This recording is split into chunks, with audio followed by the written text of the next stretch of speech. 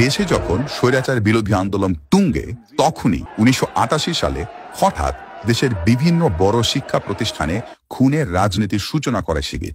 Rajshahi medical college শাখা ছাত্র মৈত্রীর সভাপতি জামিল আক্তার রতনকে 1988 সালের 31 মে 4 হাত পায়ের রক কেটে হত্যা করে শিবিরের ক্যাডাররা।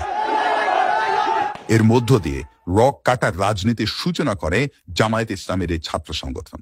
অন্যরকম এক বার্তা চলে যায় দেশের মানুষের কাছে, কারণ রক কেটে হত্যা বা পঙ্গু করে দেওয়ার মতো বর্বরতা এর আগে দেখেনি দেশের মানুষ।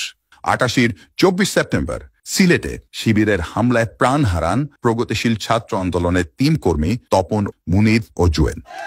এই হত্যাযজ্ঞের মাধ্যমে স্বাধীনতার পর সিলেটে নিজের শক্ত অবস্থান গড়ে নেয় শিবির। শিবিরের এই কার্যক্রম এখনো চলছে। 1 জানুয়ারি 2025 বরগুনার পাথরঘাটায় যুবদল নেতাকে রক কেটে হত্যা করে শিবির কর্মীরা।